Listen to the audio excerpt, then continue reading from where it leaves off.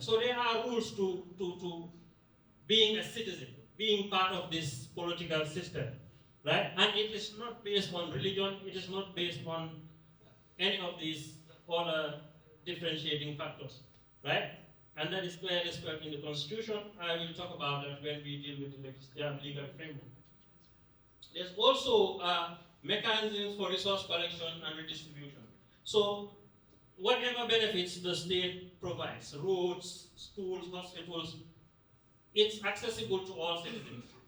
But it's also, a lot of it is coming from taxation, it's coming from us as a whole, again, with all our diversity, working and contributing to that system. So it cannot be for the benefit of only one group of people, right? Because then that would be unfair, right? So that is also something to keep in mind. So now I wanted to talk also about diversity and justice. Okay, we talked about diversity. So, some of us, for example, went through law school and we told about the social contract theories by John Locke and Thomas Hobbes and all of them. Is that people, when they are part of a collective, they do so willingly, but they do so with the expectation that their interests will be protected, their lives, their liberty, and their properties will be protected. That is the idea, right? And that is the expectation. So being a part of this country, the Gambia, you expect that these life, property, and liberty would be respected to an extent where it does not, your right don't infringe on somebody else's rights, right? But that means that there has to be justice in that system, right? So that is the first point. A society cannot function in the absence of mechanisms for justice. Because if you're part of that system and something happens that is a breach of your rights, one of those issues, you should be able to find a way to address them, right? Now, the other argument now is that recognition is a core pillar of justice, right? You cannot have justice in a society where it is only available to Muslims and not to Christians. Any rights that are enjoyable within the polity of the Gambia has to be something that all citizens can enjoy, and not only one group of people, not only Mandinkas, not only Fulas, not only Christians, not only Muslims. It has to be something that everybody can enjoy. And that means that recognizing the differences and acknowledging them has to be a core part of that, right? Recognition means, okay, I realize that you are also part of this society. You also are entitled to enjoy the benefits and the rights of this society, right? Society. So if you live in a Gambia, you really would want recognition from your family, of course, but you want your rights to be recognized by the state, right? So that gives you self-respect. But also you want to be recognized as a member of the society and a valuable member of society. You don't want to be marginalized, because then that affects self-esteem. When he's talking at a personal level, right? So his argument is that when people fight for justice, they don't only seek material resources, but they also seek recognition. So they want their identity, their dignity, and their social worth to be recognized, so that they can feel really wholly human, right? How does that interpret within our Gambian context, where we do not have sort of in our constitution? Do we consider small in number minority or legal minority? Usually looked at in terms of the numbers, right? So because in the Gambia, the dominant group of religious practitioners are Muslims, we usually in the constitution or in legal documents you'll find, when we refer to the majority, it is basically talking about the Muslim. So that is it. In terms of differentiation, it is only based. So if you look at the provisions that I talked about in the Constitution, it doesn't even talk about minorities. It just, when it comes to religion, it just says that there should be no discrimination at all. So other areas, for example, nationality and that, you can create discriminations on certain, but when it comes to religion, there is no discrimination. So it doesn't even talk about the majority and minorities and all of that. It just says everybody in the Gambia has that right to believe what they want to believe to exercise what they believe, to exercise it. Because we consider ourselves as Muslims and part of the mainstream Muslim community, right? And we are also recognized as such by quite a majority of the Gambians. Religious activities here and there, we are part and parcel of everything, right? And if there are some other sects that are Islamic sects within this country, who we know that we are more than them, but they are not still addressed as such, right? So, calling from the legal point of view, right? So, from the legal point of view, calling Ahmadis as minority groups, is it not equal? Was it not equal to putting them away from the Islamic main community? Minority. It just says nobody should be, because once the law starts to say that this group is a minority, that group is a minority, especially, it can be easier if it's you're looking at Muslims and Christians. But if you're looking at sects within the same religion, the moment you start to decide, you are siding with one side of the argument. So if I call Ahmadis as minorities in the constitution, I am agreeing with the wider Muslim community who is saying that Ahmadis are not Muslims. But if I now refer to Ahmadis in the constitution as Muslims, I am also siding with the Ahmadis that those are theological debates. They are not legal issues. So in Islam, you have a lot of that. You have the Mu'tazilis, for example, Ash'arism, Tijaniya, Tarihas, all of that sort of thing. It's just different interpretations and perspectives. The law does not take a position on those. All it is saying is you're free to believe what you want to believe. The other one is free to believe what they want to believe. We just make sure that everybody is treated equally in terms of their ability to exercise and believe that, right? And to make sure that nobody is going to harm the other because of what they believe. That's all the law is trying to do. What does the law says in an event that a particular sect openly want to discredit another sect? Is that not inflicting on the freedom of that person? For example, if the Ahmadis want to say that the other set of Muslims are not Muslim, or the other set of Muslims saying Ahmadis are not Muslim, is this not contravene the constitution provision? If yes, what legal things should be done to remedy such? Thank you. So this one, it conforms with the constitutional provisions as well. So you usually have a right to preach your religion, right? But there is a differentiation. So there is something we call hate speech, right? Hate speech would now be if you start inciting people to say, okay, this, or you create ideas in people's heads that is going to create a tendency towards violence to that group, right? But as long as you are just stating your opinion, that will be free speech. And so the conventions and the constitution allows you to teach your religion. If I am teaching Islam, I would argue that Islam is the only true religion. And who doesn't believe in it is not getting salvation. And the Christian would say to me that whoever does not believe in Jesus doesn't get salvation, right? That is a right. So that is not going to be, hate speech. You're expressing a perspective that you have, and you're not imposing. Now, if you start to say that Ahmadiyans should be kicked out of the country, they are not part of this society, they should be this, they should be done that, right? Then you are creating the problem. So that is where now the state needs to find provision, because it's obligated to protect the rights of everybody. So if you see that this person's exercise of their right to free speech is getting out of the boundaries, it's going out of that limit, then the state has to have mechanisms to call the attention to that and say, no, you can't do that. And if you continue doing it, these are going to be consequences, legal consequences for you. So there is a fine line there between free speech and hate speech, right? And there will be, in terms of the law as it is now, it allows free speech. The Constitution, the sections you're quoting, 25, 33 and 34. They all allow the exercise of free speech, free expression, free manifestation of your religion. But it does not go beyond that to the realm of hate speech, right? But the problem we have in Gambia is we don't have any laws at the moment that really prohibit or that legislate against hate speech or provides penalties for hate speech, right? So one of the recommendations from the TRRC was to do exactly that.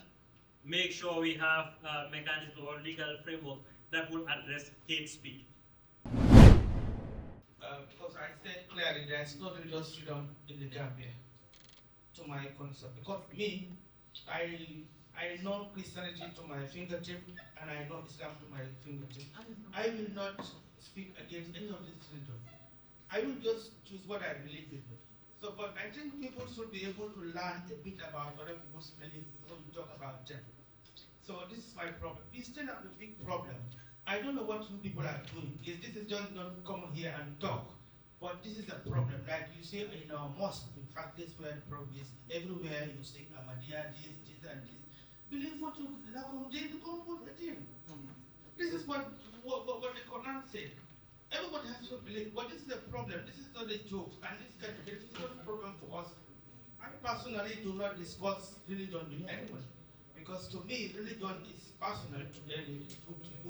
You believe in what you believe in, but you can also make extra effort to learn a bit about other people's beliefs. Because this was we did a training on.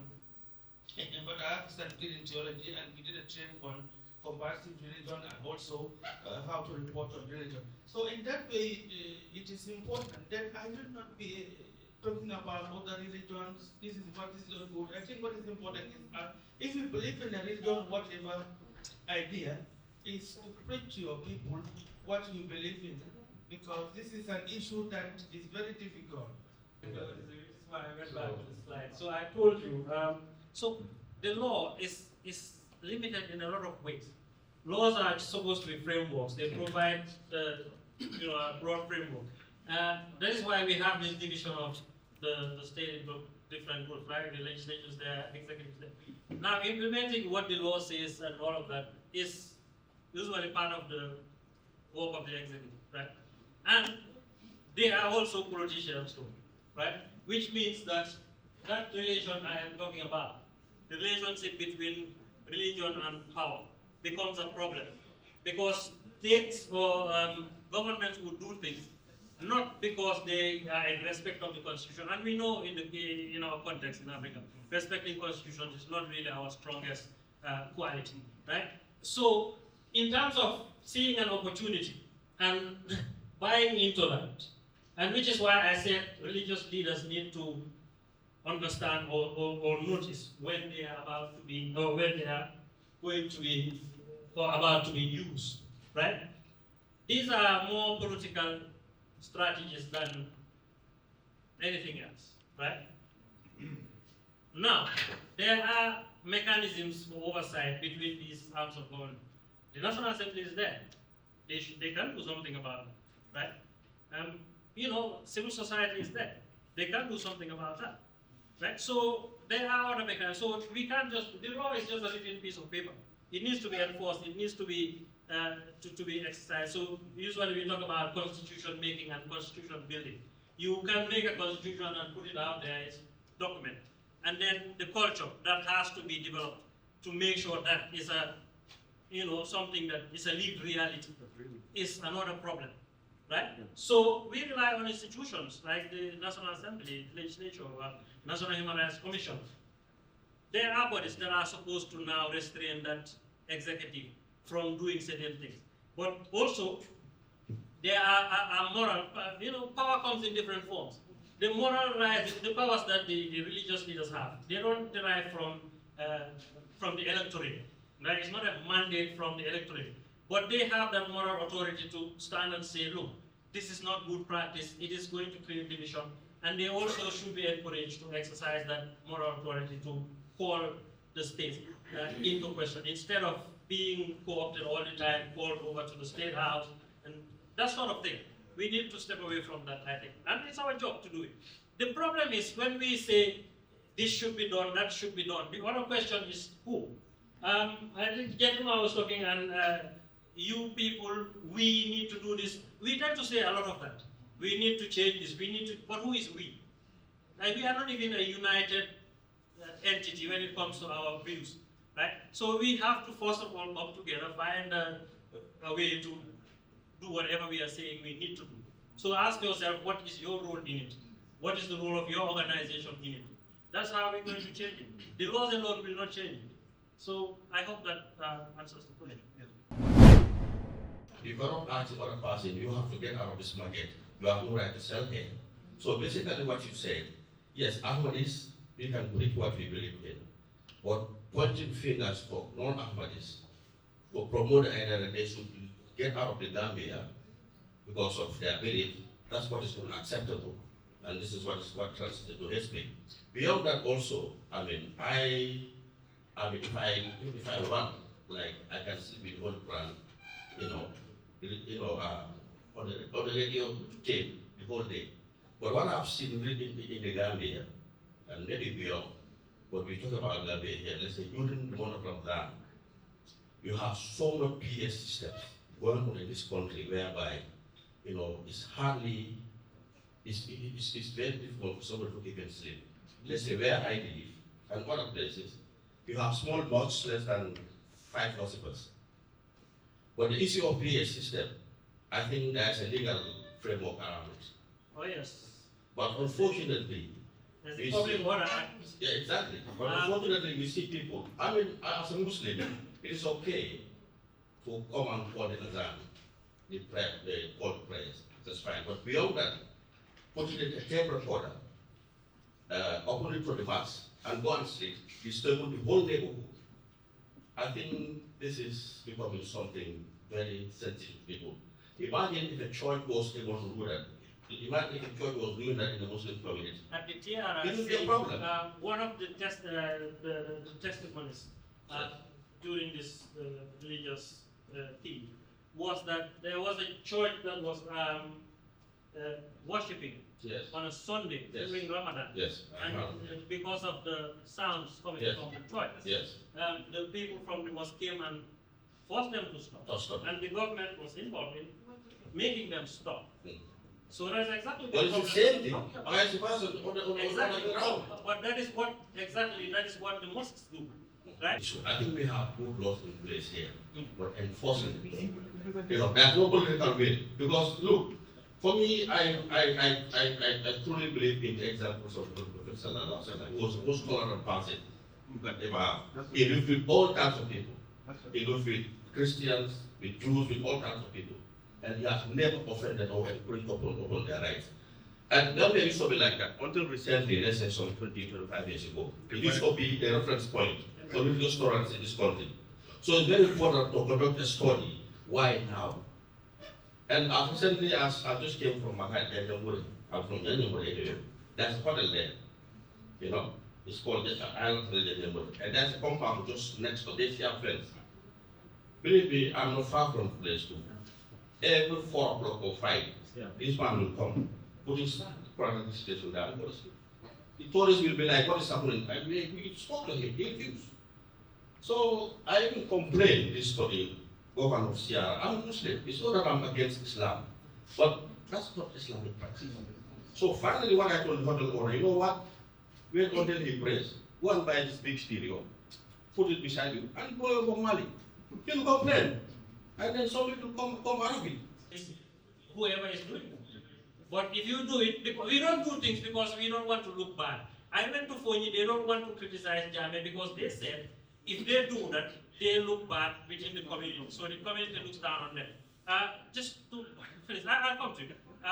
But if my mosque is doing that and they refuse to stop, I will go and institute a lawsuit against them in the courts, right?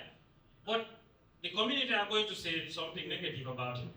But the truth is the truth. I will not take the role. I have correct me and another observation. Because This is a personal observation. If we organize 2 weeks to solve a matter, and the demand people back to our local village, local level, we struggle to fix problems. For example, this forum, we should be interested. Let's sometimes keep away the example. Thank you. And bring it down to our own local level. So that people know how to go on a shape, even personal. And we want them to participate. At least it's a very form to contribute, and that they can understand. So, and we all rely on student units. Others are there,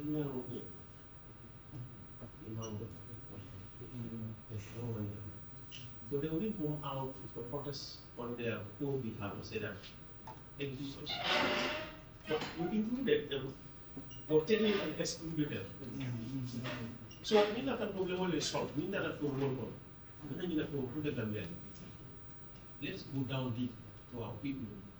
The other aspect we have to dive into for a while. A lot of Gambians will make noise at their comfort zones. But when it comes to the reality, go to the police and report, they will never do it. They will not do that. They never have.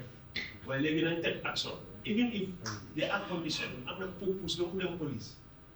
We even if we don't reach them to a statement, we don't have any father what. So cases at the end of the day, not anyone.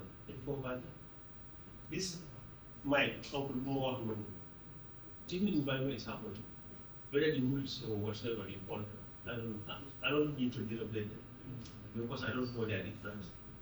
Then they lie about sometimes from 10 o'clock, 4 o'clock or 5 o'clock. But what I advise in Lagos is, you need to listen to them. We let cause problem. You need to listen to them. All I need to know which street, which place, and so. What I do, I'll send my police officers to go and inquire who are they or who are the organizers.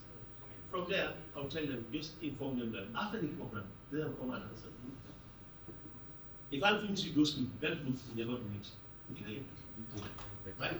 But people will be opening mind from 3 o'clock or from 4 until prayer time. Some people will be not comfortable and they'll complain about it. Why can't we? So that's how we solve. Okay. Please. So let me just share some of the data with you. So these are just projections, looking at where the major religions stand and how the trajectory is looking like. In 2010, they say 5.8 billion people, or 84% of the world's population, identified with at least one religion. So that means the world is very religious, isn't it? If you come to my country, people go to church 5, 7 times, 7 days a week. Sometimes people will leave work and go to church. And people are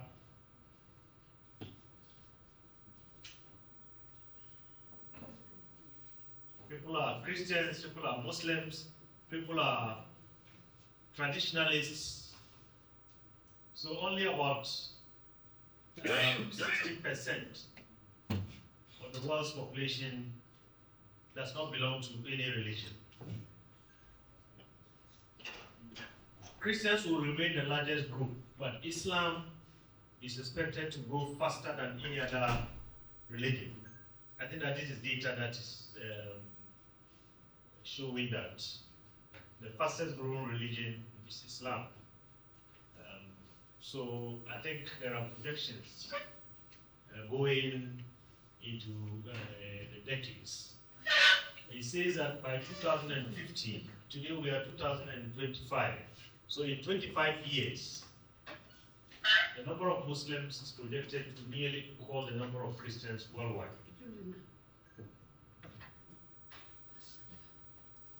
And I think today Christianity is bigger than Islam. We are having all these challenges. So if this is not managed carefully, what happens when we have almost equal numbers or some tilting of the numbers? So there are other groups like those in Asia, the Hindus, Judaism, and so on. They are all projected to increase, but at different rates. So that means that the world is becoming more and more religious. More and more religious, which means if the current trends are not addressed, we're going to have more and more intolerance and more differences.